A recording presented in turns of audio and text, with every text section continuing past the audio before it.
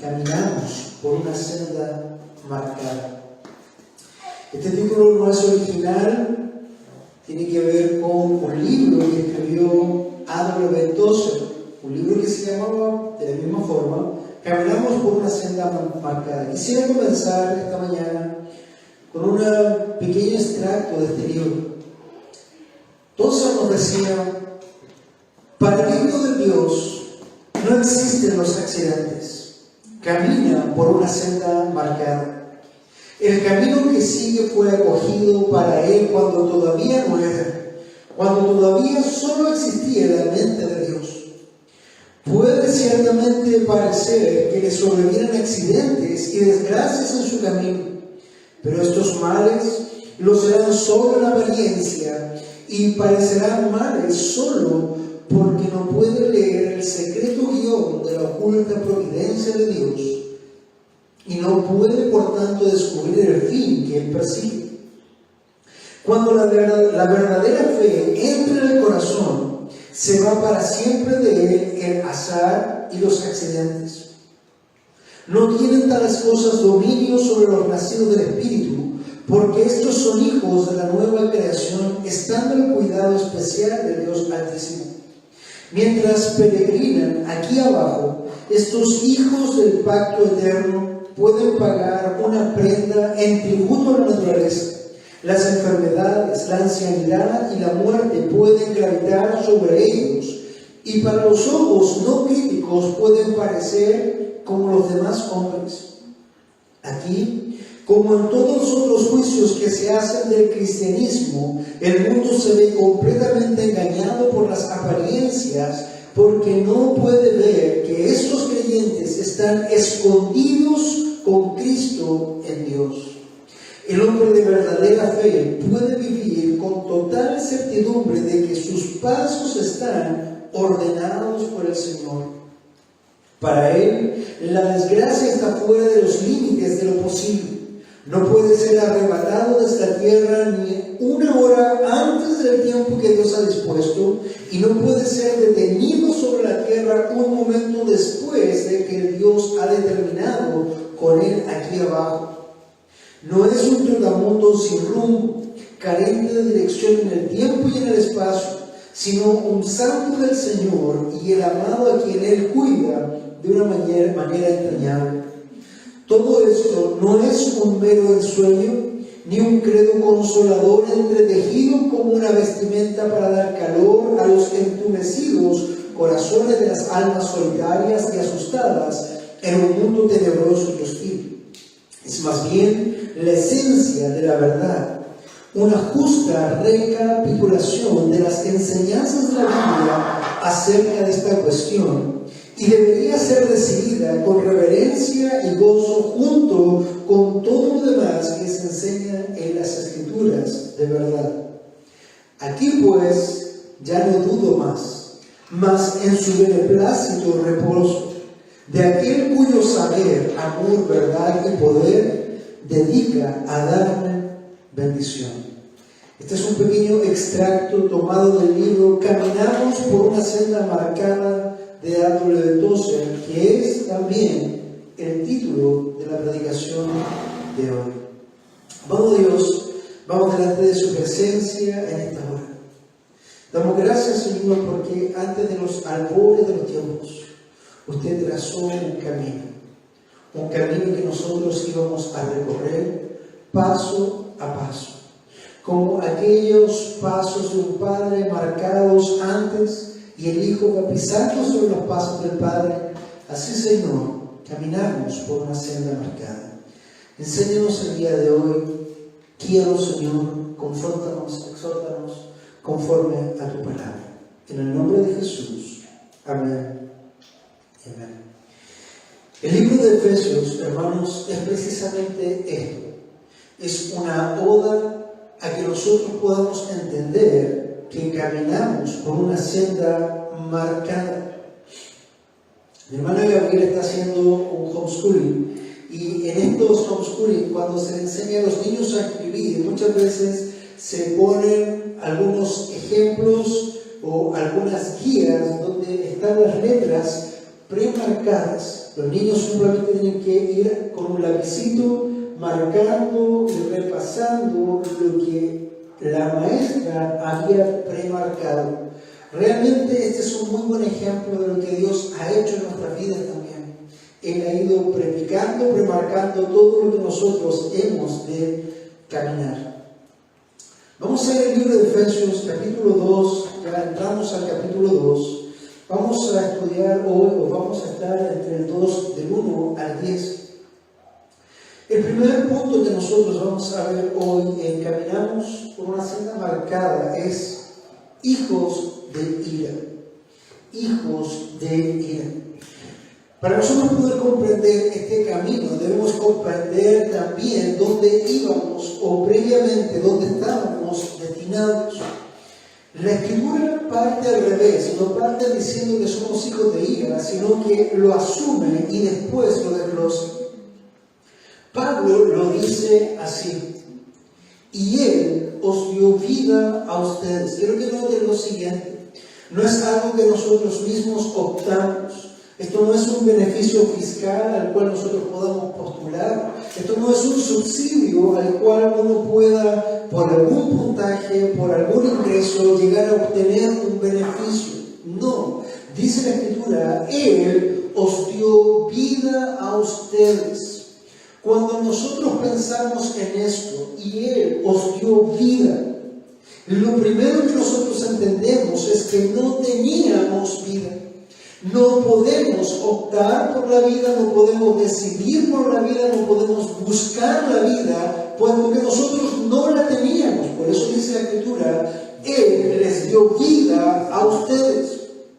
No entiendo cómo algunas personas pueden este día llamar a las personas a decir: usted tiene que tomar su decisión por Cristo para que pueda tener vida y vida eterna. Hermanos, tú estás llamando a un muerto a tomar una decisión. Eso es absurdo.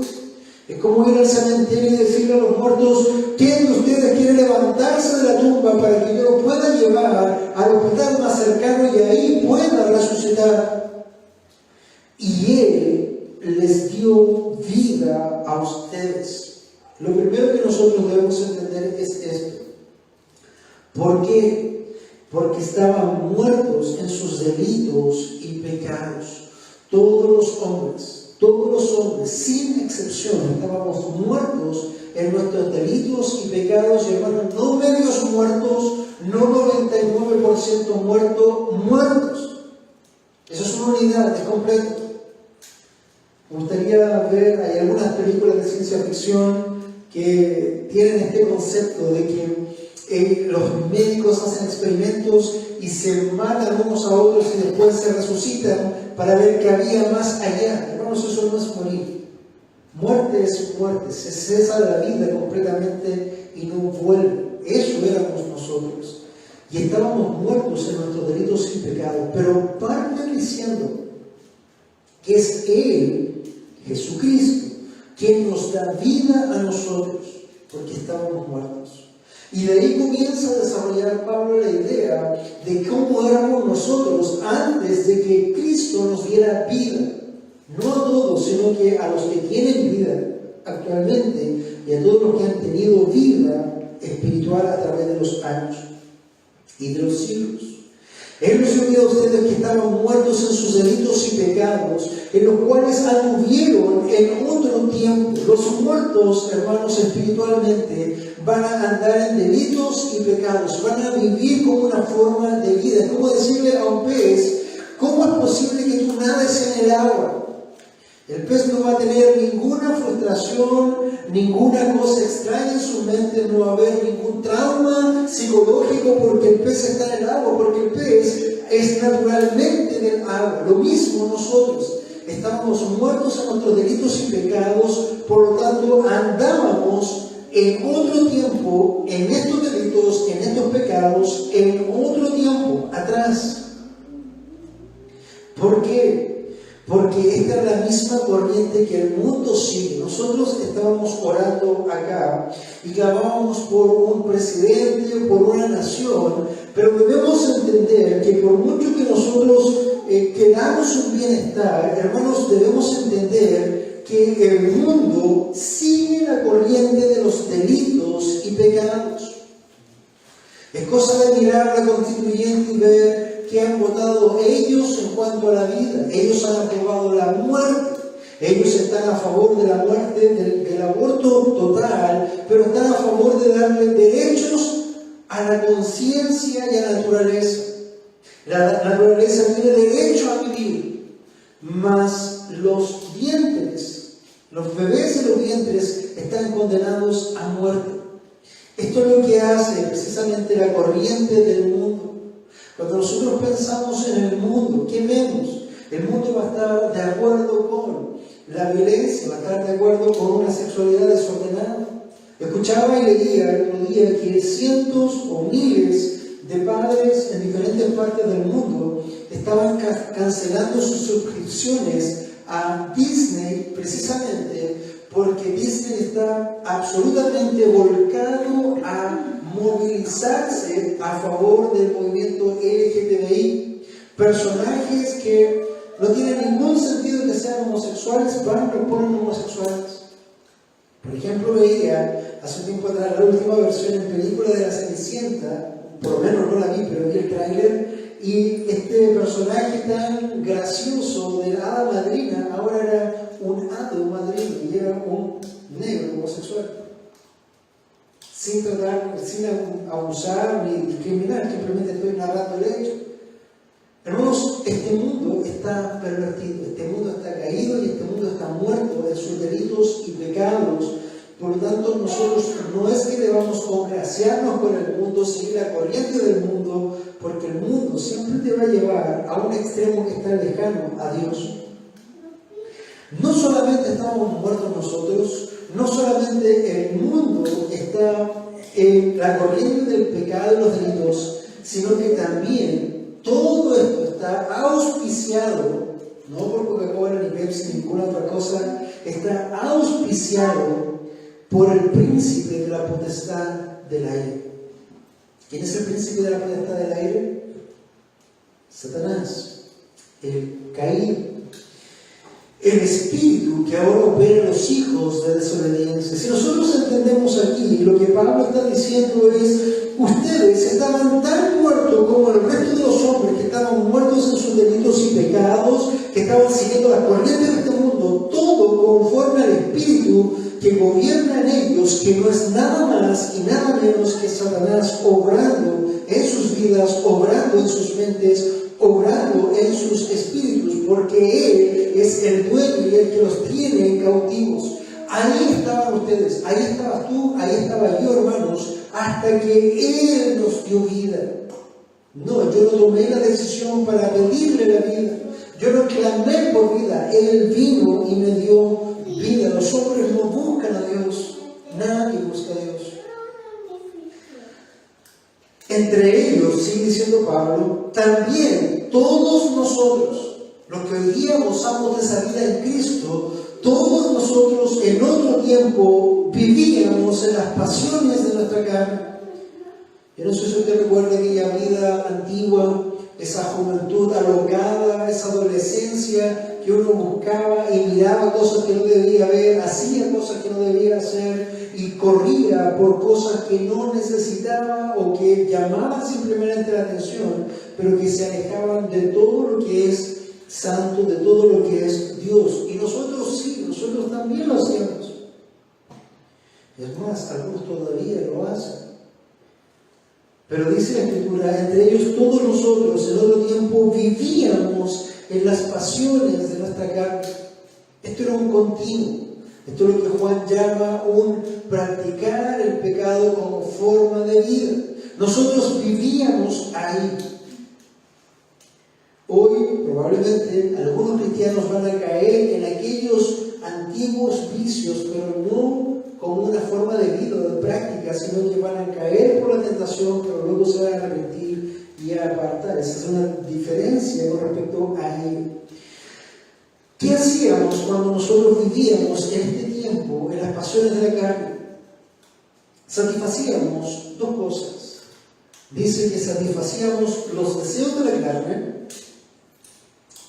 deseos lujuriosos, deseos en cuanto a temas materiales, económicos, posiciones, tantas otras cosas, y también satisfacíamos los deseos de nuestra mente. Imagínense, nuestra mente entenebrecida. ¿Qué nos va a llevar una mente entenebrecida a buscar? Gloria, fama, fortuna, grandeza, todo lo que el hombre busca hoy día. Este típico hedonismo que se ha levantado en el mundo a través de los siglos, desde que el hombre que busca satisfacerse a sí mismo. Y fíjense lo que Pablo termina concluyendo en este primer punto, y dice: y éramos por naturaleza. ¿Qué quiere decir eso? Que nuestra esencia, nuestra forma de ser, lo que éramos con respecto a lo natural, dice, éramos hijos de ira, lo mismo que los demás. Usted y yo éramos hijos de ira como todos los demás. ¿Hay una senda marcada también para los inconversos? Seguro que sí. Ellos van a transitar, caminan por una senda marcada, ellos van a caminar por los delitos y pecados, siguiendo las corrientes del mundo, conforme al espíritu de Satanás, siguiendo las pasiones y los deseos de su carne, de su mente, porque ellos son, por naturaleza, hijos de ira, igual que nosotros alguna vez fuimos. Hermano, no sé si usted se ha dado cuenta, pero usted y yo éramos exactamente la misma basura. Esto no es gratis, no es muy entretenido de escuchar. La gente no está buscando escuchar estas cosas, por eso muchas veces las iglesias están vacías, pero nosotros no podemos argumentar a nuestro favor de que nosotros éramos lo mejor, de que nosotros éramos lo más brillante, lo más inteligente, lo mejor, y en la iglesia está lo mejor de lo mejor. Hermano, nunca fue así. Dice la Escritura que el de lo vil del mundo ha tomado Dios para humillar a lo grande del mundo, a lo soberbio del mundo. Pero lo que nosotros realmente éramos, por naturaleza, ¿cuál era el camino marcado para nosotros los hombres pecadores? Éramos hijos de ira, como todos los demás. Y de aquí nosotros miramos que siendo hijos de ira, Dios nos dio vida a nosotros. Fue Cristo, hermanos, el que dio vida. Entendemos que esa vida vino de su sangre. Entendemos que esa vida vino de pagar el precio. Entendemos que esa vida, hermano, no estaba en nosotros. Usted no fue a Dios buscando vida. Usted estaba muerto. Dios vino a usted para darle vida cuando usted estaba en esa condición, hijo de ira, condenado. Podrían haber miles de analogías aquí. Puede usar la analogía que quiera. El deudor que no podía pagar la deuda, el que estaba condenado a muerte, vida por vida. Hermanos, pero básicamente esto era lo que nosotros nos esperábamos. Nuestra senda marcada hasta aquí eran hijos de ira por naturaleza. Un segundo punto que nosotros vamos a ver acá es recibiendo vida en Cristo. Si bien es cierto, el punto anterior también tenía que ver con Él nos dio vida, el punto central ahí era que nosotros éramos hijos de ira. Ahora Pablo extiende y nos muestra un poco más lo que es este recibir vida en Cristo. Dice, pero Dios, acá muchas veces leyendo, escuchando, comentando con un pastor como Zucker Michel, siempre estas dos palabras juntas son increíblemente hermosas. Pero Dios, nosotros estábamos condenados, nosotros éramos hijos de ira, nosotros estábamos en condenación, nosotros íbamos a destrucción, nosotros íbamos al infierno eterno, y tantas otras cosas que podríamos decir antes de escuchar pero Dios. Pero Dios.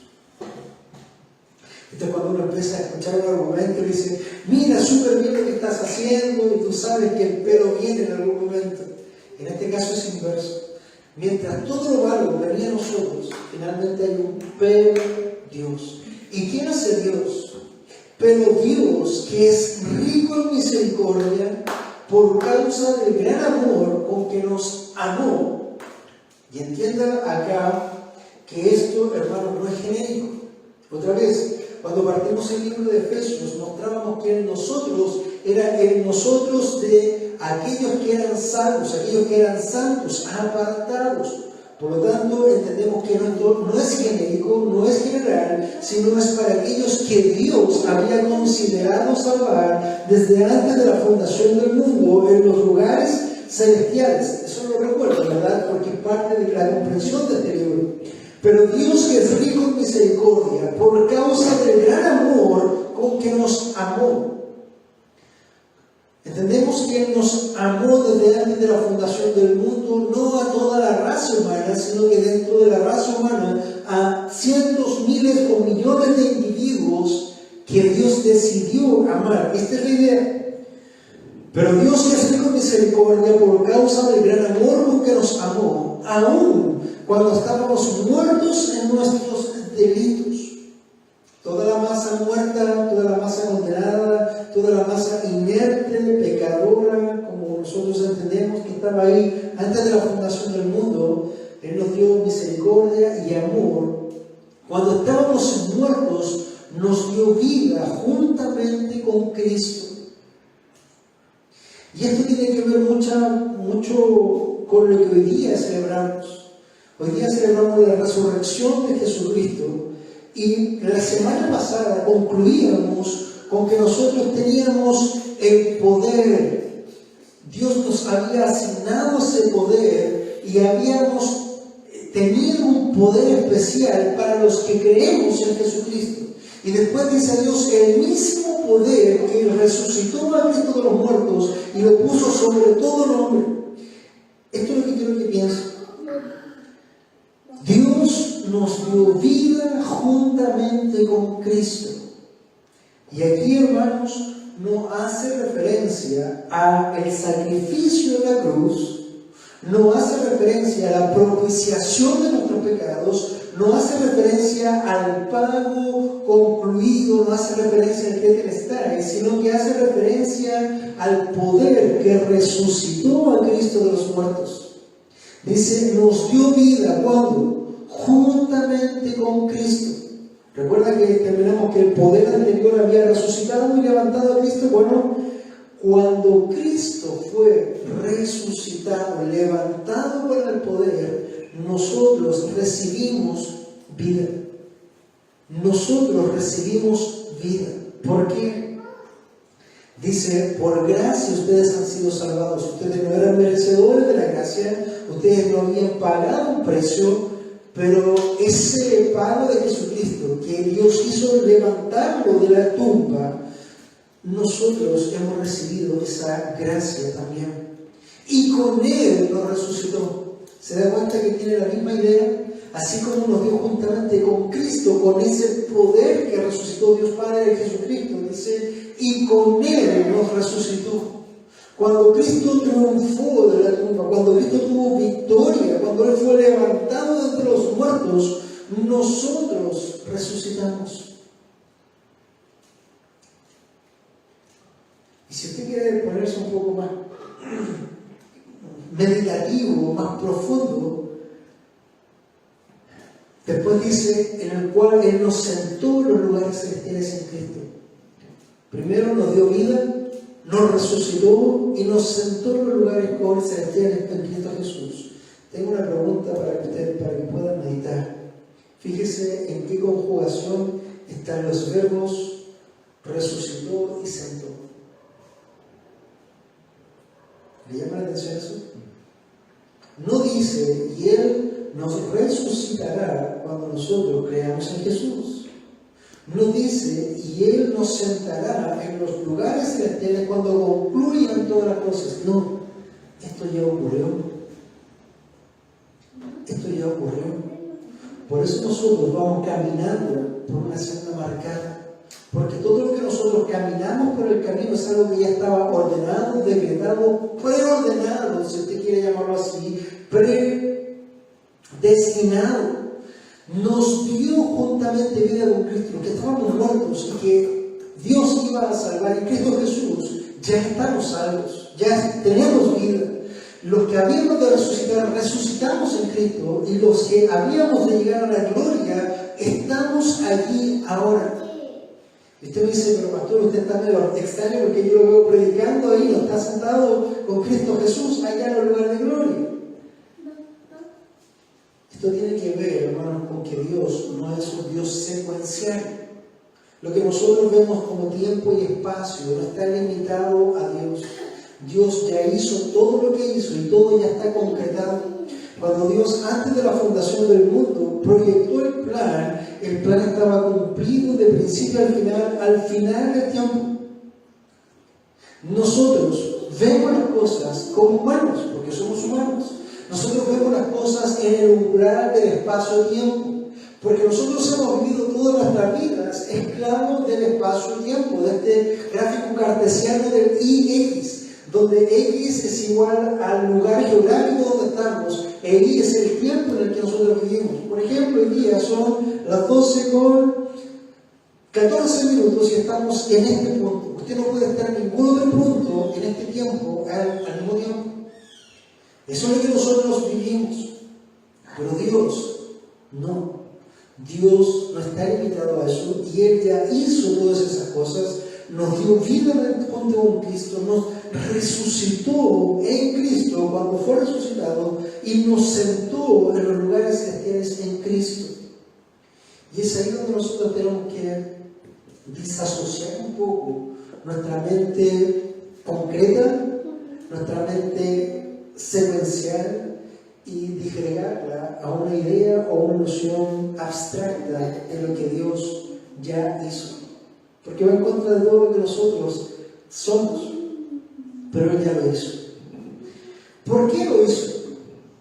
Capítulo 2, versículo 7 nos dice: a fin de poder mostrar en los siglos venideros la sobreabundancia de riqueza de su gracia por su bondad para con nosotros en Cristo Jesús. En otras palabras, lo que Dios ya hizo y está concretado, definido, marcado por esta senda, lo va a mostrar al final de los tiempos, cuando nosotros vamos avanzando en esta secuencialidad hacia el fin. ¿Por qué? Para mostrar la sobreabundancia y riqueza de su gracia. Nosotros que éramos hijos de ira, vamos a ser mostrados como el tesoro de la gracia de Dios por su bondad que Él tuvo para con nosotros. Y otra vez, con nosotros son aquellos que Dios separó a los santos en Cristo Jesús. Por lo tanto, hermano, nosotros, como Tozer decía, para el Hijo de Dios no existen los accidentes. Camina por una senda marcada. El camino que sigue fue escogido para Él cuando todavía no era, cuando todavía solo existía en la mente de Dios. Fuimos hijos de ira. Nos dio vida en Cristo. Y para cerrar este tiempo, un tercer punto es salvados por gracia. Y no voy a decir salvos por gracia, sino que salvados, porque eso implica una pasividad nuestra. Nosotros, muertos en nuestros delitos y pecados, siguiendo los deseos y los apetitos de nuestra carne y nuestra mente, siguiendo el modelo del mundo bajo la guía de Satanás, nosotros estábamos incapacitados de salvarnos a nosotros mismos. No era como en el Titanic cuando comenzó el tema del naufragio y comenzaron a tirar los botes, y los salvavidas decían: corra usted, métase al bote, tome el salvavidas. Hermanos, no podíamos hacer nada, estábamos muertos en nuestros delitos y pecados. Por eso El tercer punto es salvados por gracia. Finalmente, Pablo, luego de decir que éramos hijos de ira y que nosotros hemos sido salvos y hemos tenido vida en Cristo, donde nos dio vida con Cristo, donde nos resucitó con Cristo y nos sentó en los lugares celestiales con Cristo, Pablo lo dice, y todo esto, por si no les queda claro, lo hace por gracia. Porque por gracia ustedes han sido salvados por medio de la fe. Capítulo 2, versículo 4, donde se establece un orden. Primero dice, pero Dios, que es rico en misericordia. La primera parte de nuestra salvación es la misericordia de Dios, donde vio que estábamos todos condenados y tuvo misericordia. Y eso lo movió a actuar con amor para escoger a algunos soberanamente. Luego ese amor lo llevó a la gracia. La gracia es otorgar algo no merecido, porque por gracia ustedes han sido salvos por medio de la fe. Estableció la gracia para ser alcanzada. ¿Y cómo alcanzamos esa gracia? A través de la fe. Y hermanos, dice, y esto no procede de ustedes. Esa fe no procede de nosotros. La misericordia es de Dios, el amor es de Dios, la gracia es de Dios. Y dice, y ustedes han sido salvados por medio de la fe. Todo lo obra de Dios. La fe, aparentemente, ya que dice, ¿cómo llegamos nosotros a la gracia? A través o por medio de la fe. Aparentemente nosotros tenemos que poner esa fe, pero el autor divino, el autor inspirado por el Espíritu Santo nos dice, y esto no procede de ustedes. La fe para alcanzar la gracia no procede de ustedes. Este es un don de Dios. Hermanos, y una vez más entendemos, estábamos muertos en nuestros delitos y pecados, si solamente seguíamos la corriente del mundo, si éramos hijos de ira, y si esta misericordia, este amor y esta gracia de Dios se alcanzaban a través de la fe, ni esa fe le pertenece a usted. Ni siquiera usted podía poner algo en este camino, porque incluso la fe para alcanzar la gracia no procede de usted, sino que es un don de Dios, es un regalo de Dios. Y es ahí, hermanos amados, donde se cae a pedazos, se destruye toda la doctrina del libre albedrío. Se destruye, porque no es posible tener un libre albedrío cuando estás muerto.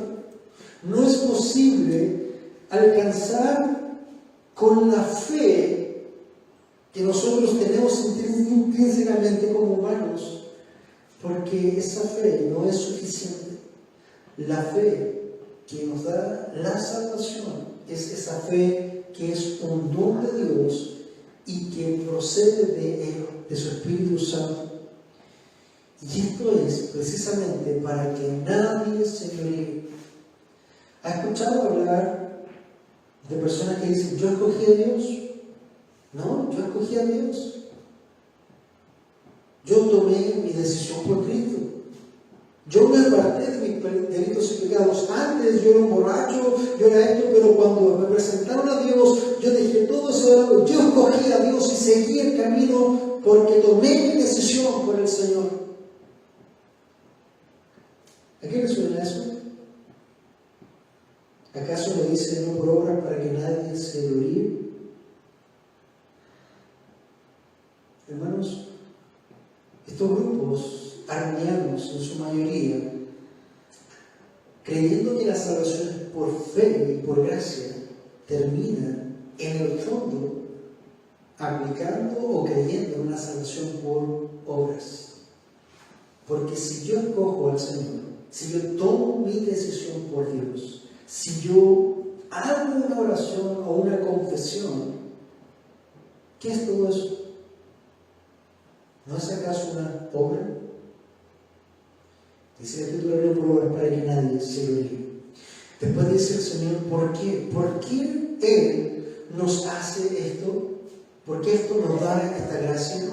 Porque somos hechura suya, creados en Cristo Jesús para hacer buenas obras. Somos un poema de Dios. Hemos sido creados en una forma especial en Cristo Jesús para hacer buenas obras. Las buenas obras no han de salvar a nadie. Eso lo entendemos porque la salvación es por obras. Las buenas obras no han de salvar a nadie. Pero un hijo de Dios que ha salido salvo por gracia a través de la fe, que ya no es hijo de ira, sino que ha recibido la vida juntamente con Cristo, ha sido resucitado en Cristo y que ha sido sentado en los lugares celestiales en Cristo, sus obras serán buenas. Y estas obras tampoco son nuestras. Podríamos jactarnos siquiera de las obras. Tan bueno. Pero hermano, dice la Escritura, porque somos hechura suya, creados en Cristo Jesús para hacer buenas obras, las cuales Dios preparó de antemano para que anduviéramos en ella. Y aquí tienen que entender, hermano, que nosotros somos vasijas de barro donde hemos recibido la gracia de Dios. Vasijas creadas para misericordia. Hermanos, el que se salva, el que Dios salva es para la gloria de Dios. El que se pierde es para la gloria de Dios. Pero todo lo que ha acontecido en su vida, todo lo que pasará en su vida, todas esas aflicciones, todas esas alegrías, todas esas pensamientos, esas vicisitudes, todo lo que Dios ha permitido en su vida es para hacerle comprender que tanto usted como yo caminamos por una senda marcada. Su salvación estaba definida desde antes de la fundación del mundo. El momento de su salvación en esta vida estaba definida desde antes de la fundación del mundo. Sus obras estaban prehechas para que usted caminara por ellas. Es por ello que entonces dice: aquí pues ya no dudo más, mas en su beneplácito reposo, de aquel cuyo saber, amor, verdad y poder dedica a darme bendición. ¿Qué hemos de temer si Dios está por nosotros? Si somos un poema de Dios, hermano, no es que seamos tan hermosos, sino que Dios nos ha hecho un poema suyo para que anduviéramos en buenas obras. Esto debería llevarnos a vivir una vida por lo menos quieta y reposada en lo que respecta al futuro. El futuro ya fue. El pasado ya fue. ¿Qué pasó en el futuro? Nos dio juntamente vida con Cristo, eso ya ocurrió. Con Él nos resucitó, eso ya pasó. Y nos sentó en los lugares celestiales, eso ya está listo, está definido. ¿Para qué? Para que simplemente Dios en su tiempo lo pueda mostrar y pueda exaltarse en su gloria con respecto a todo lo que Él ha de hacer. Caminamos por una senda marcada. ¿Qué hemos de temer? No debemos olvidarnos de eso. Muchas veces como hombres tenemos en nuestras vidas estas temores, frustraciones de qué vendrá. Y yo no estoy ajeno a eso. Pero cuando nosotros, hermanos amados, recordamos estas profundas verdades, recordamos que caminamos por una senda marcada y el fin ya está establecido, el futuro nos ha visto el Señor resucitados en Cristo, con vida y sentados en los lugares celestiales con Cristo Jesús. ¿Cómo no dar la gloria a Dios? Esa resurrección que el Señor tuvo y que se celebra el día de hoy nos hace y nos da vida y gozar de este tiempo en el cual sabemos que independientemente de las pequeñas luchas diarias, el fin del camino está establecido.